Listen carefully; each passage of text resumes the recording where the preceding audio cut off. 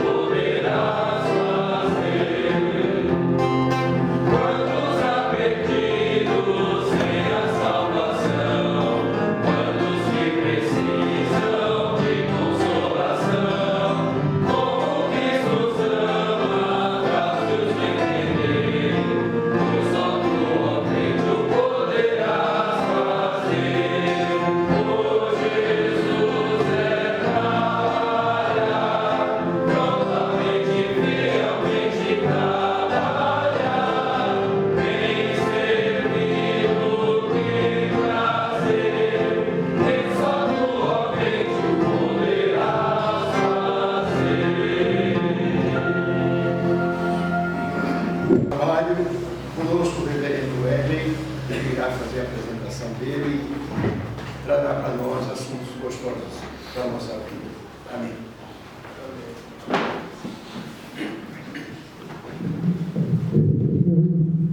Meus irmãos, bom dia. Vamos lá. Então, deixa eu me apresentar, né? Já que o irmão presbítero Jorge disse que eu tenho que fazer isso.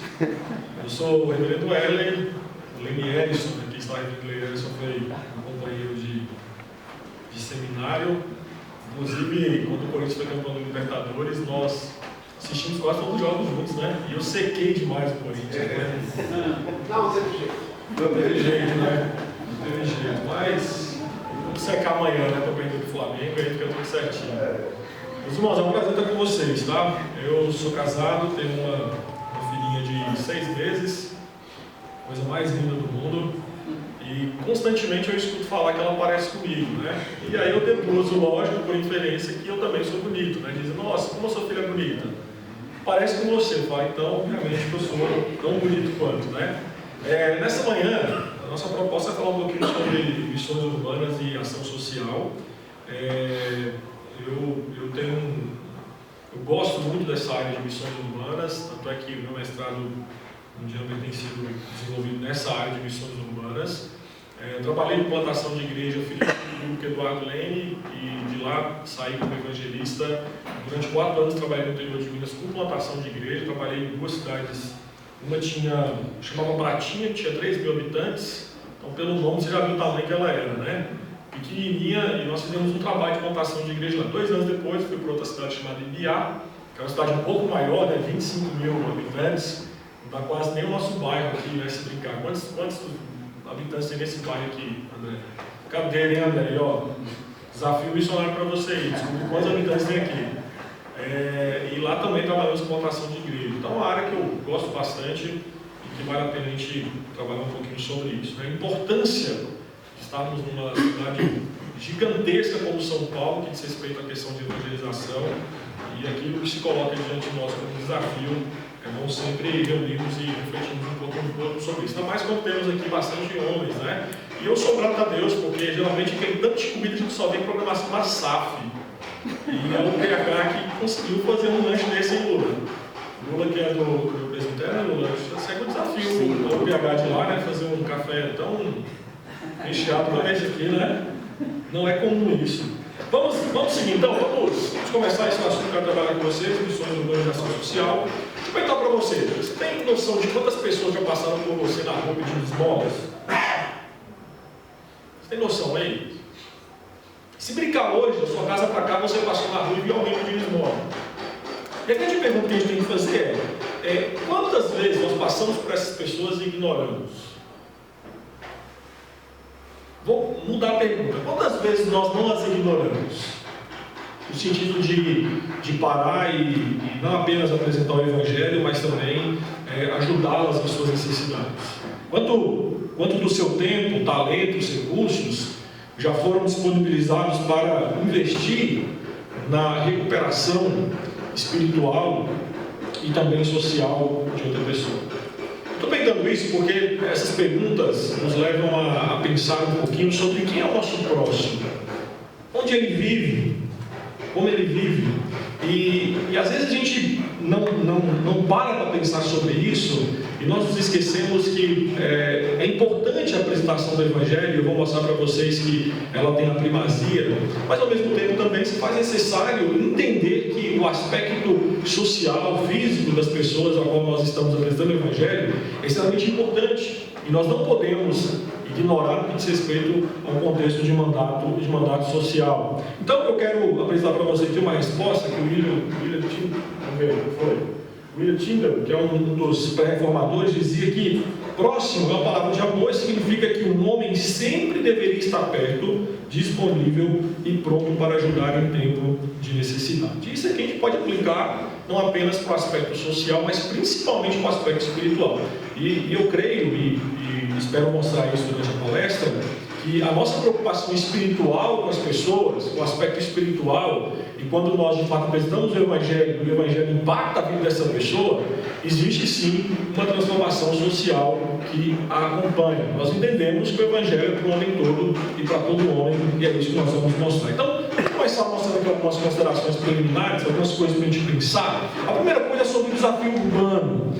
Por que é importante falar sobre o desafio urbano? Porque olha só, tem uma frase do Patrick J. Stone, que é o diretor das Missões Portas Abertas durante 24 anos, e esse homem é um estudioso dessa área de missões. Ele disse que nós temos ganhado o campo e perdido as cidades. O encanto e o romantismo associado às florestas, montanhas, desertos e ilhas remotas parecem ser um verdadeiro trabalho de missões para a clientela doméstica, mas viver numa selva de concreto na favela esquálida é muito menos atraente para o ministério. O que ele está dizendo aqui é o seguinte: você já viu como é que nós valorizamos muito mais um missionário que vai para a China, que vai para a África, do que alguém que fala assim, estou na Cracolândia evangelizando? Por que nós fazemos isso? Aberto, mas pode me ajudar aí, gente. Por que a gente faz isso? Questão de dimensão, seria? Dimensão? A pessoa sai daqui, vai para um país de outro lugar, e aí tudo isso ganha uma certa coisa grande, assim, né? Sim, mas eu vejo que vai muito mais por conta de um erro nosso como igreja. E aqui a frase que o Patrick J. Stone fala sobre a respeito da questão do romantismo, é que nós romantizamos e colocamos uma dimensão maior de dificuldade, né? Poxa, é tão bonito quando alguém fala assim, eu abri mão da minha vida aqui no Brasil para ir lá para a África. Todo mundo, nossa, parabéns, né? Mas alguém fala assim, olha, eu abri mão do meu final de semana para evangelizar na Cracolândia. Isso aí qualquer um faz. Mas será que qualquer um faz mesmo? Então, assim, durante muito tempo, a igreja evangélica, ela visualizou missões, era apenas você cruzar o continente. Era você entrar dentro de um navio, dentro de um avião, ir para a África, para a Ásia, para a China, e lá sim você era um missionário, lá você era um pregador. Então, o desafio urbano nos leva a pensar que as cidades hoje, graças a Deus, elas começaram a ser vistas como uma nova fronteira de missões cristãs. As igrejas começaram a entender que por conta do tamanho, por conta da influência, por conta da diversidade, por conta das necessidades, as cidades, e principalmente as grandes cidades, apresentam o quê? Apresentam enormes desafios. Então compreenda que o século XX, por exemplo, é um século marcado por uma mudança de paradigma. A população, então, até o século XIX era extremamente rural, e aí no século XX ela deixa de ser a sua maioria rural e passa, então, a ser uma população mais urbana. Só para você ter uma ideia, no começo do século XX, 13% da população mundial vivia em cidades. Já no final do século, metade da população já era urbana. Em 1950, apenas 2 cidades do mundo, Londres e Nova York, tinham mais de 8 milhões de habitantes. E hoje, só para você ter uma dimensão, estima-se que 33 cidades do mundo já contam com mais de 8 milhões de habitantes, sendo que 19 delas estão na Ásia. Tá? Então, você pode ver que o asiático faz filho a rodo, né? Então, negligenciar a cidade, a gente tem que começar a pensar que é um erro estratégico. Negligenciar missões urbanas, evangelização no contexto de cidade local, é extremamente, vamos dizer assim, pernicioso para a igreja, ruim para a igreja, danoso para a igreja. Por quê? Porque o mundo, ele caminha conforme as cidades. Para pensar que São Paulo se resolve um dia parar. Você acha que vai afetar só a nossa cidade aqui? Lógico que não. O Brasil inteiro, de certa forma, é afetado por qualquer decisão que o paulista resolve tomar numa dimensão maior. Então, a gente tem que compreender que cidades, elas são o centro do poder político, da atividade econômica, da comunicação, da instrução acadêmica e também da influência moral e religiosa. Por isso que as cidades hoje são mais importantes para estratégias missionárias que nos dias de Paulo, ou até mesmo nos dias do contexto bíblico. Então, o que acontece nas grandes cidades, de fato, afetam nações inteiras. Então, vamos começar a compreender que é o seguinte: quando nós negligenciamos, investir em missões num contexto urbano, nós estamos negligenciando aquilo que pode e que dá suporte para missões transculturais. Irmãos, aquilo que serve de base para o que é feito em missões transculturais são as igrejas. E como é que nós conseguimos novos membros? Evangelização. É você e eu entendendo que se faz missões quando você cruza, vamos dizer assim, o seu portão até o portão do vizinho, bate na porta, representa o Evangelho. Então nós não podemos romantizar apenas assim, olha, o missionário é só aquele que cruza o Atlântico. Não, missionários somos nós. E se Deus nos colocou nesse tempo e nessa cidade, nós temos que enxergar os desafios dessa cidade, entender quais são esses desafios, compreender quais são as barreiras que se colocam diante de nós no contexto de São Paulo e a partir disso então pregar o Evangelho. Alguém que já pregou alguma vez, evangelizou em zona rural? É fácil. Eu já fiz isso, é fácil. Por que é difícil, Marcelo? Eu vou dar um ponto para você: distância. Estrada, geralmente uma pessoa mora longe da outra. Então olha só, perceba que uma das grandes bênçãos da urbanização é que cidade aproxima as pessoas. O que os nossos pais, os nossos avós tiveram de dificuldade, que era pregar num contexto rural, nós não temos hoje. Nós temos a facilidade de ter vizinhos se brincar dos 4 lados da nossa casa, na frente, atrás e dos lados. Tem pelo menos, vamos dizer assim, pelo menos 4 focos de evangelização do qual nós podemos investir. Então, o desafio do contexto urbano já se coloca diante de nós o quê? Nós temos mais oportunidades de apresentar o Evangelho do que as gerações passadas. E aí a gente para observar como que parece que as gerações passadas, elas aproveitavam e enxergavam melhor as oportunidades do que nós. Porque eu estava falando recentemente sobre isso em uma igreja, até no presbitério de vocês, e eu falei o seguinte: teve uma pesquisa feita em 2015, 2016, por aí. Você sabe qual é a média de membros da igreja presbiteriana no Brasil, num contexto nacional?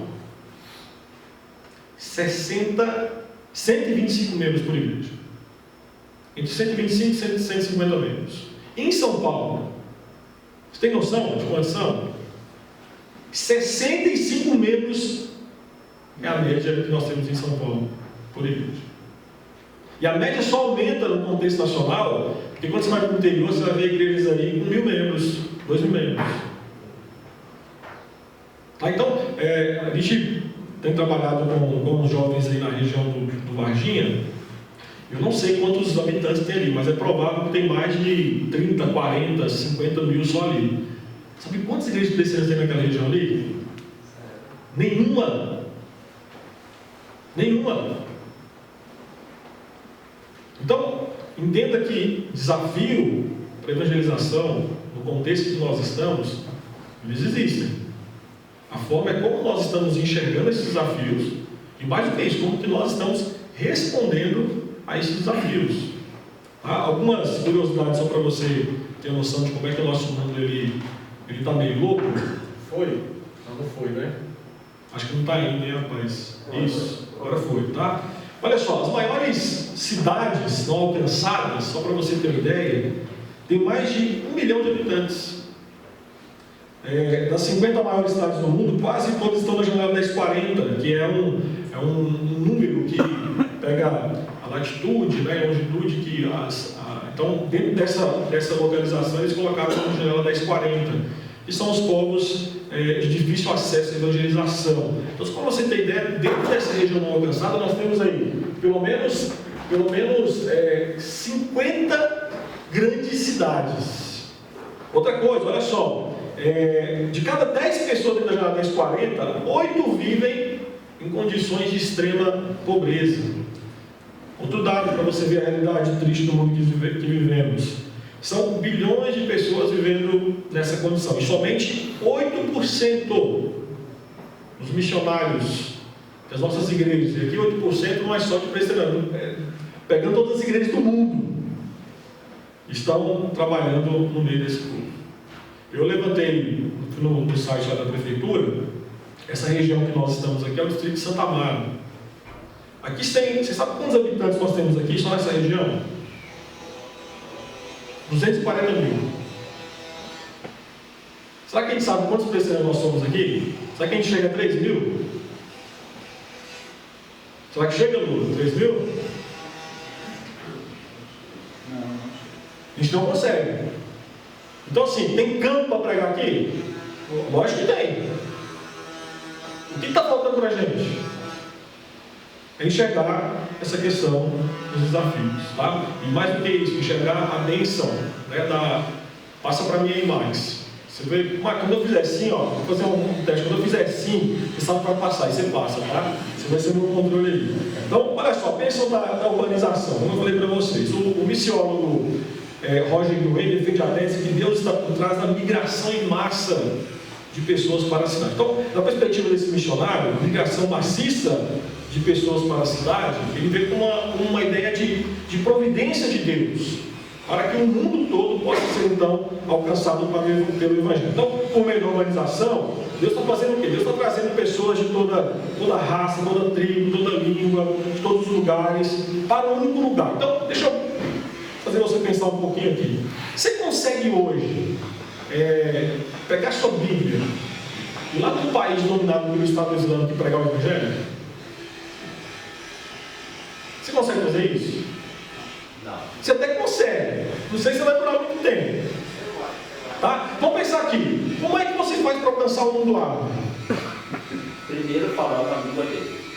Primeiro ponto é a língua dele. Vamos pensar então aqui em questão de recursos. Tá? Suponha que vou pegar o Flávio aqui, que já está com a barba de muçulmano, né? O Flávio falou assim: eu quero ser missionário lá no mundo árabe. Beleza. Então, vamos pegar o trâmite da IPB. Então, é um seminário. Aí, 4 anos.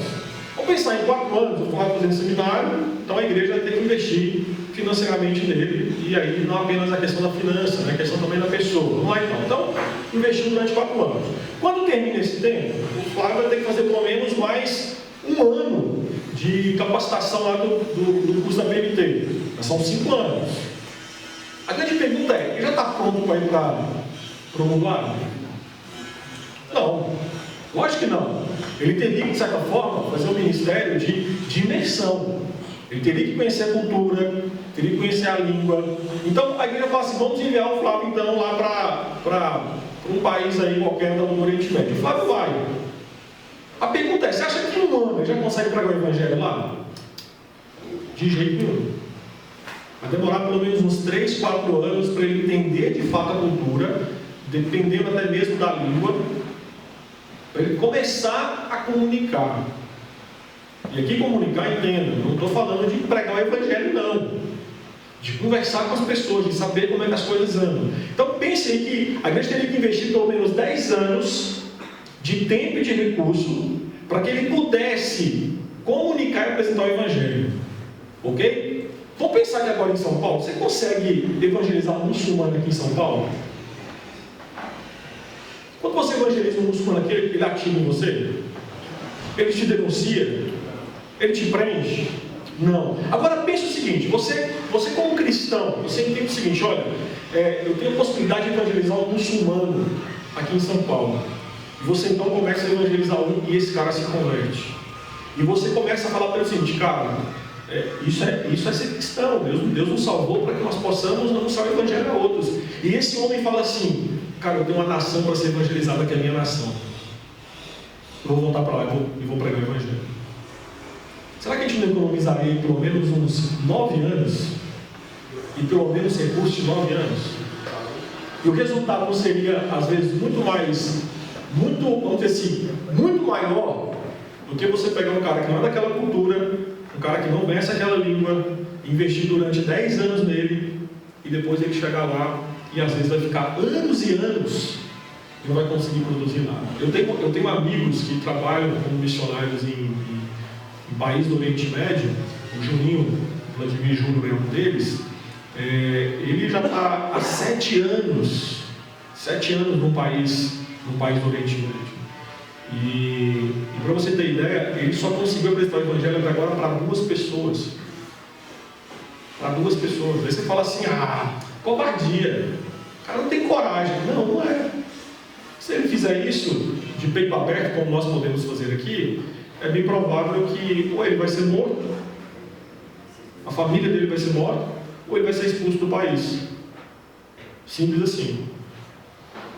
Então entenda, há uma grande bênção na urbanização. Então a gente entende que o reino de Deus ele avança nas cidades, o número de pessoas que adoram e servem a Deus se multiplica, e nós temos uma potencialidade de avançar o reino de Deus através daquilo que nós fazemos na nossa cidade, não apenas no aspecto nacional, mas até mesmo internacional. Então é enxergar que a cidade que nós estamos, São Paulo, é uma cidade que não é apenas composta de brasileiros.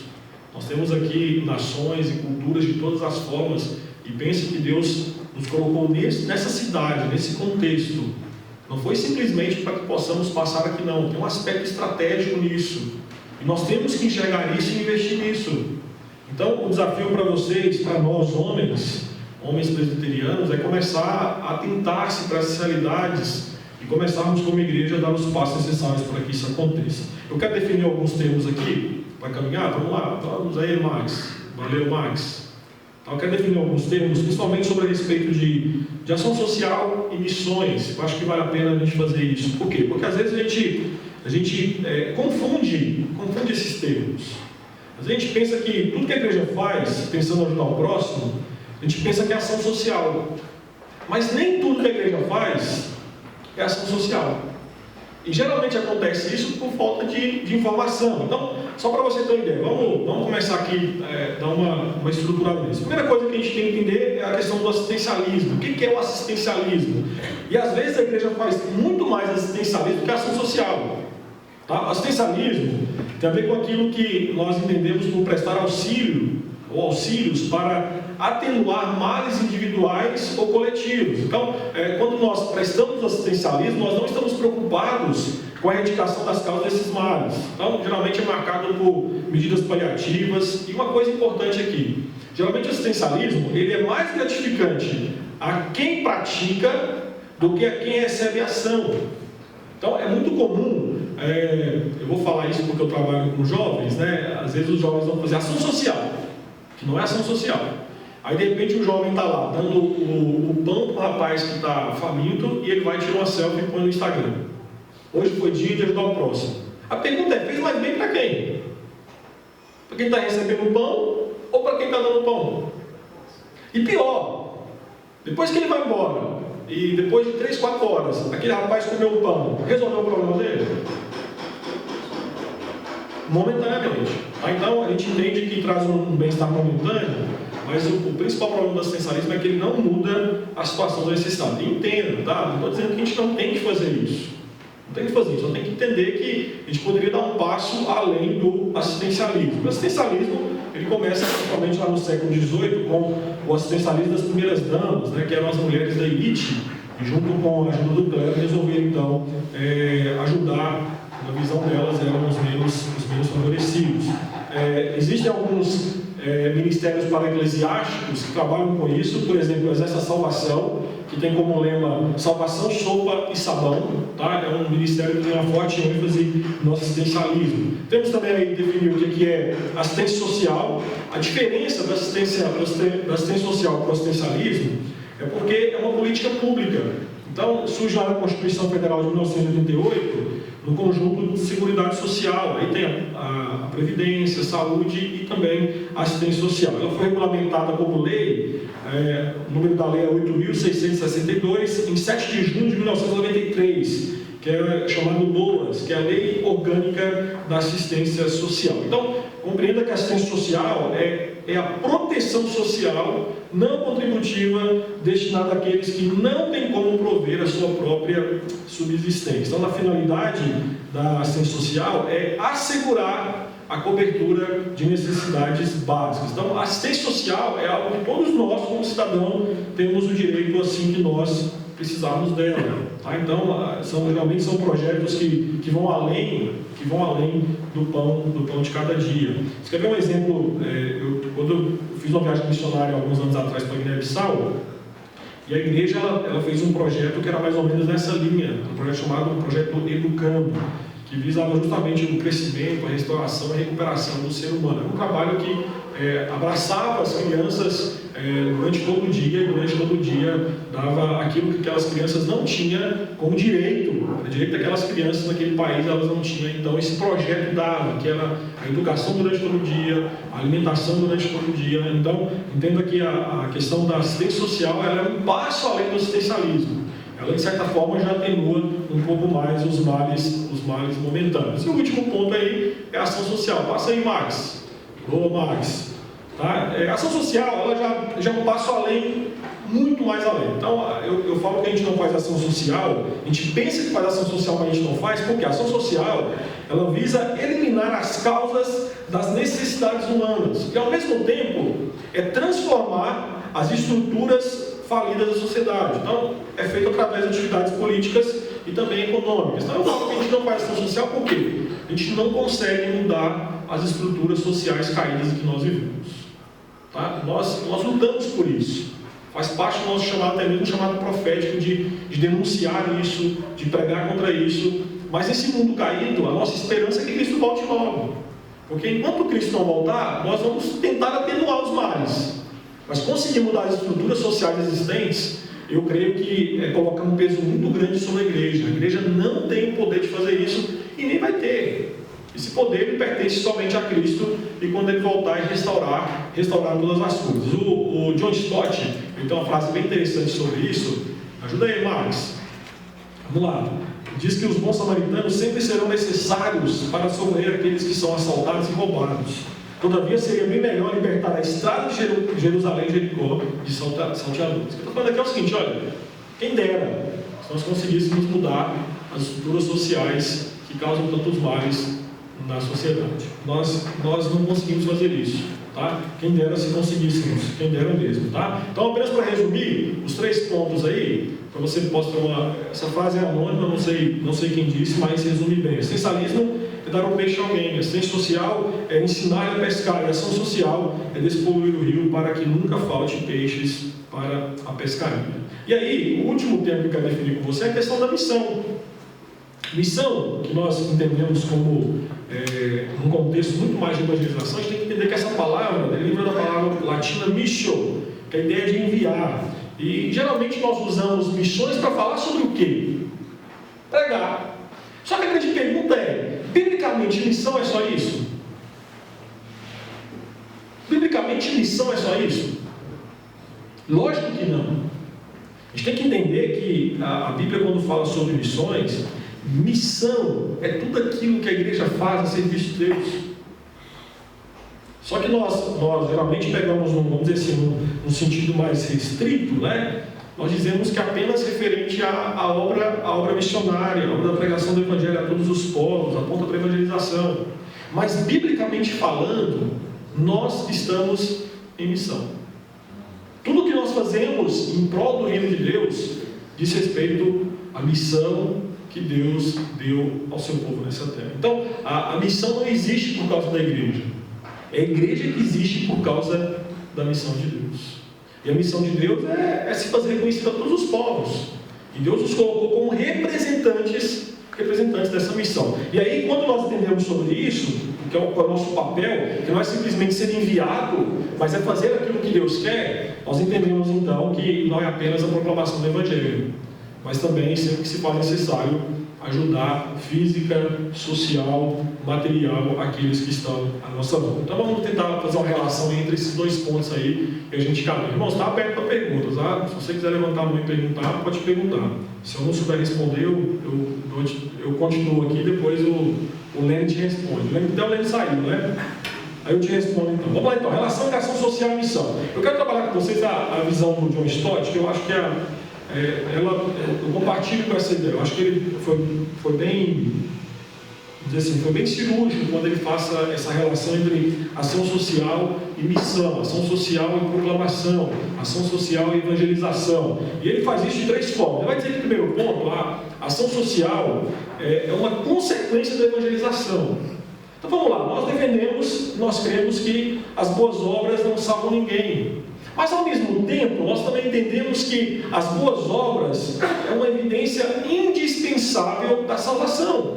Quando você pega, por exemplo, Efésios 2,10, você vai ver que a Bíblia fala que nós não fomos salvos pelas obras, mas Deus preparou boas obras para que praticássemos e andássemos nela.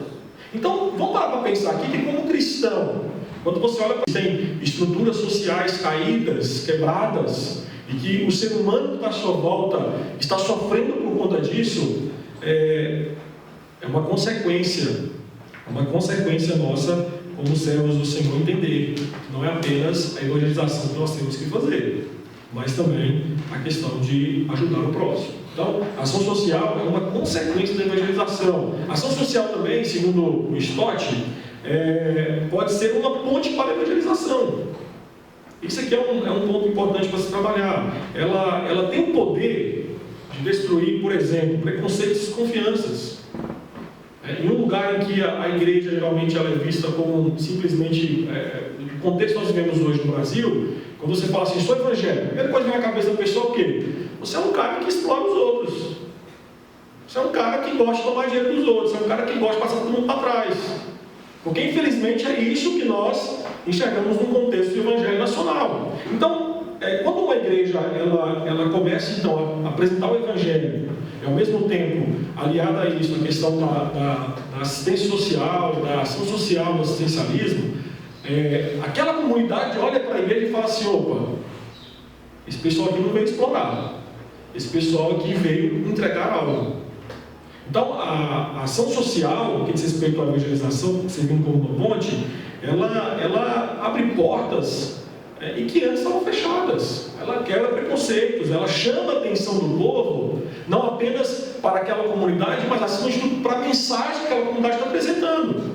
Então, um exemplo que eu dou para você desse amigo que eu citei que está em país muçulmano, o Vladimir Júnior, ele é formado em educação física.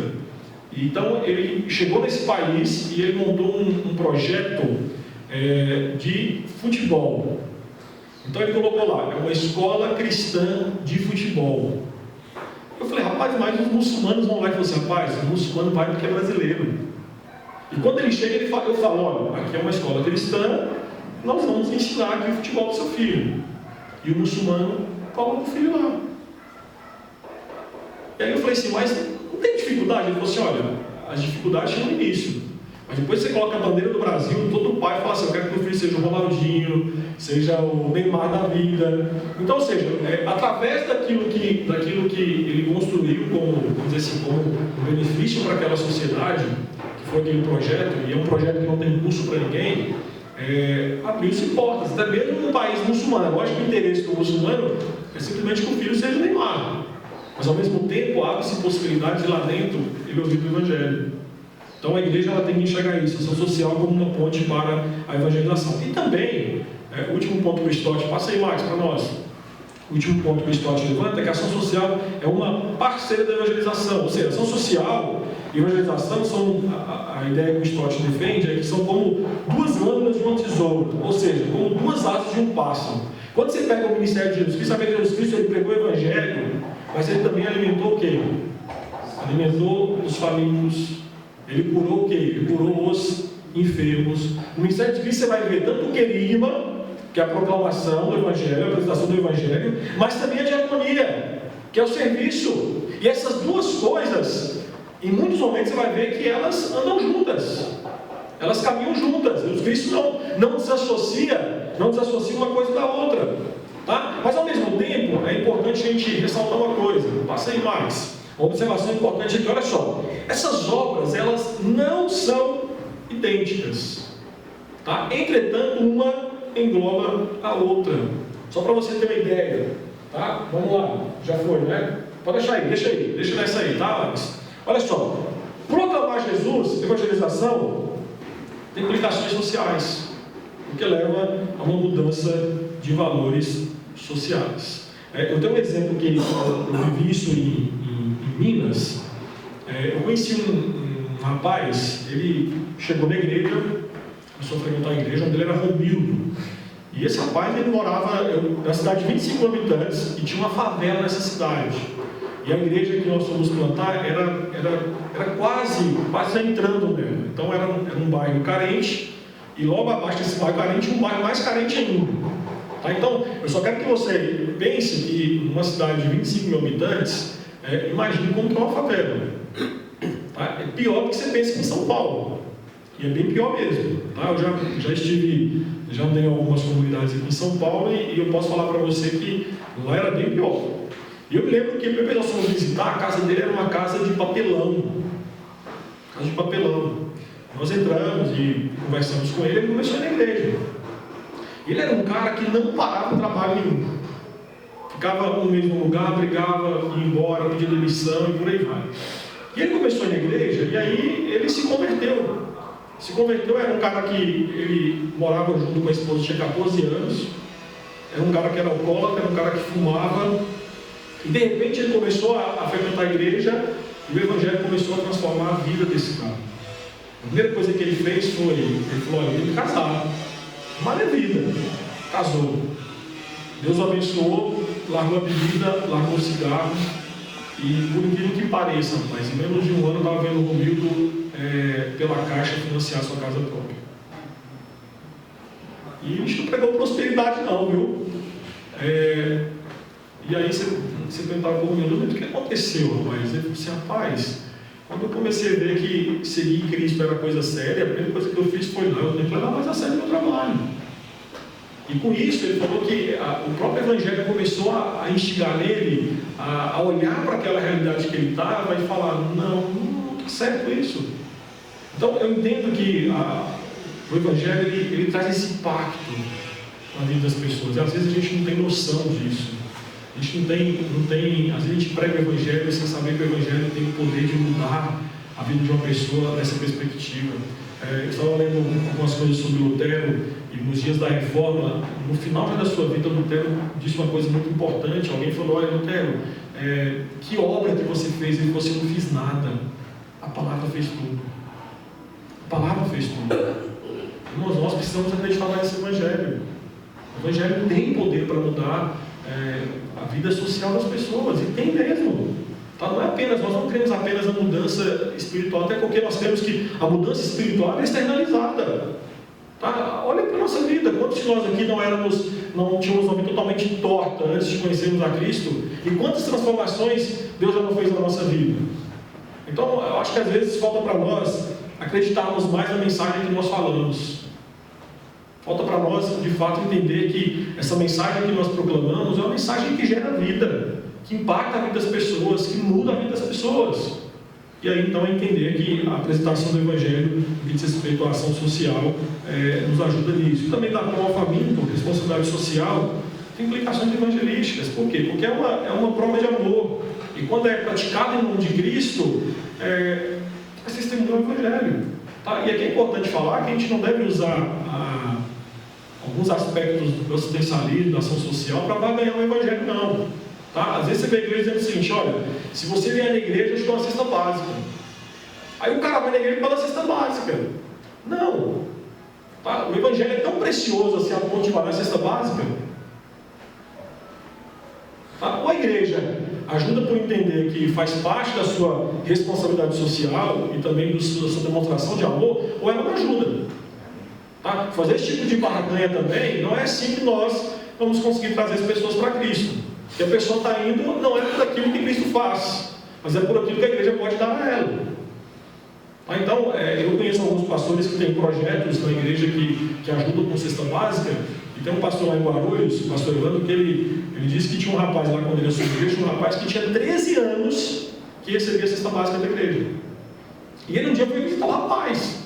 E ele disse que quando chegou na casa, ele falou: você não acredita, rapaz, o cara recebeu a cesta básica, porque não precisava. Não precisava. Então, às vezes a gente tem que ter um pouco mais de critério quando a gente faz esse tipo de trabalho na igreja, principalmente assistência social. Eu sei que a ajuda diaconal é a área da igreja que mais dá cesta básica na igreja. Tá? A gente faz isso por amor, faz isso por preocupação, mas tem que ser feito com responsabilidade também. Tá? Eu entendo que quando a igreja resolve fazer isso, ela tem que ter um prazo para começar e para terminar a vida da pessoa. E o pastor Evandro lá em Guarulhos fez isso. Então, ele estipulou, ele tem um projeto, quando as pessoas chegam na igreja pedindo, ele tem uma equipe que acompanha essa pessoa durante 5, 6 meses, é o tempo que eles estipulam para ajudar essa pessoa. Só que essa equipe ajuda não apenas com a cesta básica, mas ajuda com a qualificação profissional, ajuda às vezes com a inserção no mercado de trabalho. E o pastor Evandro disse que é tão interessante que tem pessoas com 2, 3 meses já procuram a igreja e falam assim: eu não preciso mais de cesta básica, já pode abençoar outra família porque Deus já me abençoou. Ou seja, é você fazer com responsabilidade. Tá? Então, a gente às vezes fala assim: não, vamos pegar a cesta básica, as pessoas vão vir, porque nós vamos forçá-las a vir na igreja para ouvir o Evangelho. Então, esse tipo de barganha não funciona. Esse tipo de barganha não é bíblico. Esse tipo de barganha não apresenta o Evangelho como deve ser apresentado. Tá? Ele simplesmente falsifica o Evangelho. Tá? Por quê? Porque você está dando a cesta básica com segundas intenções. E aí aquele velho ditado, né? Fazer o bem sem olhar a quem. Tá bom? Vamos lá então. E aí então a questão da evangelização, na minha percepção, pode passar mais. Ela tem uma questão de primazia. Tá? Nessa parceria em ação social e evangelização, a evangelização ela sempre vai ter a primazia sobre a ação social. Então o Pacto de Lausanne, que foi o Congresso de Missões Mundiais, dizia que na missão de serviço sacrificial da igreja, a evangelização é primordial. E por que ela é primordial? Primeiro ponto, porque a evangelização ela tem prioridade. E a prioridade aqui eu quero que você entenda que ela é lógica e não temporal. Tá? Deixa eu explicar para ficar mais fácil aqui. Acho que foi no início do ano que teve enchentes em Minas Gerais, não foi no Paraná. Nós recebemos cartas, e-mails de algumas igrejas pedindo ajuda. Né? Ok. Então suponha que você está aqui na igreja Presbiteriana de Filadélfia, de repente chega aqui uma carta, pastores. Olha, a igreja lá do interior de Minas tem uma enchente e o povo lá está precisando de coberta, está precisando de comida. Aí o André fala assim: pastor, eu vou para lá então. Aí o André chega lá, o povo com água até o pescoço e fala assim: irmãos, então vamos fazer um culto aqui na praça pública e eu vou apresentar Jesus Cristo para vocês. A pergunta é hora de fazer isso? Naquele momento, a necessidade temporal não é a igreja ir lá falar de Jesus, a igreja demonstrar Jesus através da ajuda. Então, é hora de levar comida, é hora de levar os botes salva-vidas se for necessário, é hora de levar, de fato, a ajuda humanitária que aquele povo precisa. E posteriormente, isso servirá de ponte para que você possa evangelizar. As pessoas vão olhar para você e falar assim: poxa, o que fez você vir lá de São Paulo para me ajudar? O amor de Cristo. Entender que você é o meu próximo. Então, a evangelização ela tem uma prioridade no sentido lógica e não social. Então, a ação social ela é consequência da evangelização. Então, nós entendemos que o evangelho ele deve sempre precedê-la. E outra coisa importante para se pensar, pode passar, é que a evangelização ela tem a primazia por quê? Porque ela relaciona-se com o destino eterno das pessoas. A maior necessidade, a necessidade máxima do ser humano não é o pão físico, é o pão do céu. É o pão que alimenta e sacia a alma. Então a igreja ela tem que ajudar o próximo, tem que ajudar. Mas a maior demonstração, o maior ato de amor que a igreja faz pelo próximo é a apresentação do Evangelho de Jesus Cristo. Isso aí tem a prioridade e nós não podemos desconsiderar isso. Dá para seguir ainda, seu Diógenes? Dá, né? Mas quantos minutos ainda? Fique à vontade. Não fala isso para o pastor não, mas para o pastor a gente fica aqui até 5 da tarde. Vamos lá então, dá para seguir então. Vamos lá, bases teológicas para a missão e ação social. A missão social, pode passar aí, Max. Isso, olha só, missão social, vamos tentar entender essas duas coisas. A missão faz parte do mandato espiritual, nosso relacionamento com Deus. A ação social faz parte do mandato cultural e também social, nosso relacionamento com o próximo, nosso relacionamento com o fato de desenvolver cultura no ambiente em que nós estamos. A missão tem a ver com a ideia de proclamação do Evangelho. A ação social é uma demonstração do amor de Deus que é expresso no Evangelho. A missão visa a condição do homem diante de Deus. Tá? É como o homem é pecador, o homem é falho, o homem precisa se restaurar, o homem precisa ser reconciliado com Deus. Já a ação social visa a condição do homem diante de outros homens, diante do mundo, diante das suas necessidades físicas, diante da sua autopromoção pessoal. O foco pode passar mais, o foco da missão é a justiça da fé. Em contrapartida, o foco da ação social é a justiça social. Seguindo a missão, e aí é importante falar, ela traz confronto. O Evangelho sempre tem uma mensagem confrontadora ao homem pecador. Já a ação social, ela vai trazer o quê? Ela vai trazer conforto. Vai trazer conforto diante das necessidades que o homem vive. Eu quero pedir que você abrisse rapidamente lá em Levítico 19. A gente pegar esse texto aqui. E aí eu caminho para o final já.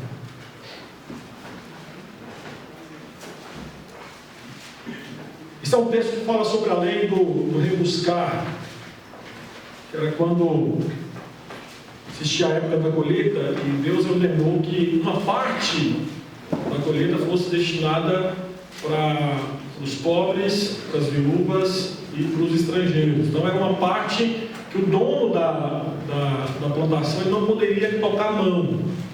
Então a lei do rebuscar dizia que tanto aquilo que ia caindo era do estrangeiro, era do órfão, era da viúva, era do pobre, e também uma parte específica que deveria ser deixada para que essas pessoas pudessem então ter o que comer e se alimentar. E esse texto aí nós temos a ideia lá do amar o teu próximo como a ti mesmo, que depois Cristo vai colocar como um dos resumos da lei. Então Levítico 19, 9 a 18, vamos ler o versículo 9 e 10? Os irmãos lêem para mim os versículos 9 e 10. Quando também cegares a messe da tua terra, o canto do teu campo, não cegarás totalmente, nem as espigas caídas colherás da tua messe, Não rebuscarás a tua vinha, nem colherás os bagos caídos da tua vinha. Deixá-lo-ás ao pobre e ao estrangeiro. Eu sou o Senhor vosso Deus. Olha só, a principal lição, que eu consigo ver nesse... Passa para mim mais. A principal lição que a gente consegue ver nos versículos 9 e 10 é a ideia de amar os outros com os nossos bens. Então, a principal lição a ser aprendida aqui é de que o povo de Deus tem que ser generoso. E aqui, eu não sei se você reparou na leitura que o Lula fez, que o dono deveria especificamente deixar uma parte separada para isso. Isso tem a ver com planejamento. Então, ele não ia simplesmente plantar e falar assim, depois eu vejo o que eu faço. Não. Já tinha uma área específica que ele já sabia que aquilo ali não era o quê? Não era dele. Foi plantado por ele, foi cuidado por ele, mas aquilo não lhe pertencia. Não sei se já parou para pensar, mas o princípio por trás disso é que nós como cristãos, nós temos o dever de planejar deliberadamente a nossa vida financeira, material, de modo que tenhamos condições de dar àqueles que não têm necessidade, àqueles que têm necessidade.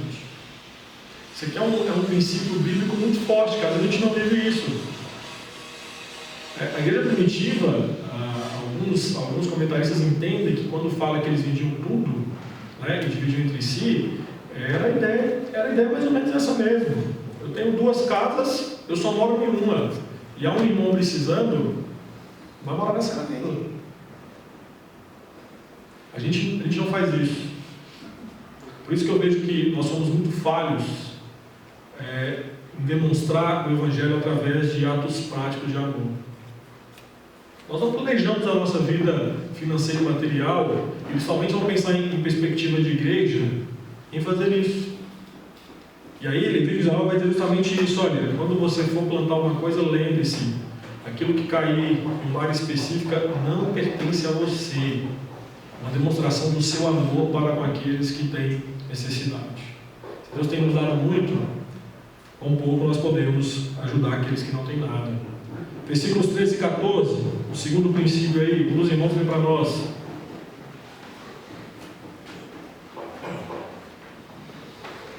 Não roubarás o teu próximo, nem o roubarás. A paga do jornaleiro não ficará contigo até pela manhã.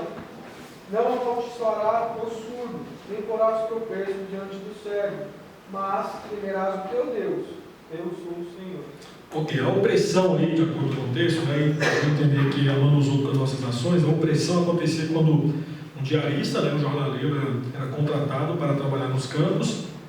No final do dia, o proprietário da terra não lhe pagava o salário. Então, o pagamento do dia era literalmente o pão do trabalhador. Ele literalmente, vamos dizer assim, vendia o seu almoço para comprar a sua janta. E as pessoas dependiam, então, da boa vontade mesmo, porque naqueles dias não tinha sindicatos, não tinha nada disso, não. Então, quando o cara trabalhava, no final do dia, o dono podia falar assim: olha, eu não gostei do seu trabalho. Simples assim, não vou pagar. Ele não tinha quem recorrer. Então, a ideia é que somente os 2 princípios, mais amplos que nesses 2 versículos, é que o povo de Deus não deve aproveitar-se dos mais fracos. E, ao mesmo tempo, a igreja ela tem que ser uma voz de protesto quando isso acontece com os outros. Então, quando a gente começa a ver a nossa sociedade, por exemplo, os mais fortes explorando os mais fracos, é um dever nosso, como uma atividade profética mesmo, se levantar contra isso. Dizendo: olha, está errado isso. Aí você fala: mas faz parte da legislação? É lógico que faz. A legislação não é a proclamação do Evangelho? Não é mostrar aquilo que está errado? Não é confrontar aquilo que está errado com a verdade do Evangelho? Então, entenda que o princípio mais amplo nesses 2 versículos é que o povo de Deus não deve aproveitar-se dos mais fracos e, ao mesmo tempo, colocar-se do lado dos mais fracos. Pregar o Evangelho para que isso ocorra mudança. E o terceiro ponto, versículo 17 e 18. Um de vocês lê para mim rapidinho. 17 e 18. Não aborrecerás teu irmão, teu íntimo. Não repreenderás o teu próximo, e por causa dele não levarás sobre ti pecado.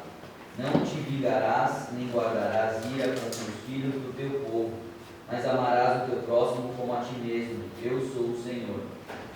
Ok, o amor, ele não é apenas afetivo não, tá? O amor também ele é concreto. Então, o Kevin DeYoung diz que nós somos responsáveis não somente por tratar nosso próximo corretamente, mas também por dar os passos necessários para que o nosso coração tenha sentimentos corretos para com o próximo. Não é apenas falar, não, mas é fazer também. Não é apenas ver as necessidades e falar alguém tem que fazer. Não, nós temos que fazer. Nós vamos lá e fazemos.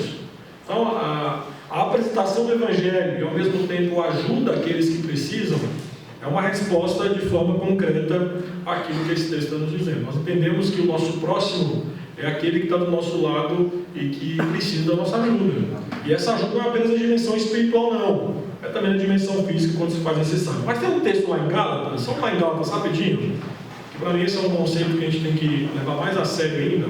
Não que os outros a gente não leve, mas atentar-se ainda mais para o capítulo 6, versículos 9 e 10. Passa aí, Mário. Foi? Não. Foi. Pode ler para nós. Versículos 9 e 10 do capítulo 6. Não nos cansemos de fazer o bem, porque a seu tempo separamos, senão desfalecer. Por isso, enquanto tivermos oportunidade, façamos o bem a todos, mas principalmente à família da fé. Olha só, o que Paulo vai dizer aí é que nós temos que fazer o bem a todos, não nos cansar de fazer o bem a todos. Mas Paulo coloca aí uma questão de prioridade. O que é prioridade? Os irmãos da fé. Então, aliviar as necessidades dos irmãos da fé é prioridade da igreja. Prioridade da igreja. Então, a gente fala do assistencialismo, da assistência social, da ação social, mas a evangelização está dentro disso. Nós estamos mostrando para vocês que essas duas coisas andam juntas, não tem porque uma ser inimiga da outra, mas a ação social pode ajudar muito no aspecto da evangelização. Mas, meus irmãos, de acordo com Gálatas 6, a nossa prioridade tem que ser sempre os irmãos da fé. Não tem como. Tá? E aí você fala assim, poxa, mas isso aí é falta de amor. Não é falta de amor. Se você tem um pão, tem que entregar para 2 pessoas, Paulo está dizendo aqui, a prioridade é os irmãos da fé. É mesmo. Tá? Você fala assim, você fica com peso na consciência? Eu não fico, por quê? Porque se Deus falou isso, meu amigo, aquilo que a Bíblia se fala, aquilo que a Bíblia fala, nós obedecemos. Aquilo que ela não fala, a gente se cala. E nesse aspecto ela falou. Então, a prioridade, e aqui junto a diaconal, a prioridade da junta diaconal é ajudar os de fora da igreja ou de dentro da igreja. Primeiramente, dentro da igreja. Se não há carência mais na igreja, aí sim, a junta diaconal dá o passo para fora da igreja. Olha para fora da igreja. Então, o nosso olhar primeiro, nosso olhar de forma mais intensa, mais amorosa, tem que ser em primeiro lugar com os irmãos da fé. Então, é meio estranho você pensar assim, poxa, a casa do meu irmão da fé está com 5, 10, 30 goteiras. E ao mesmo tempo nós estamos auxiliando e ajudando alguém que não é da nossa fé. Você fala, mas isso não é amor.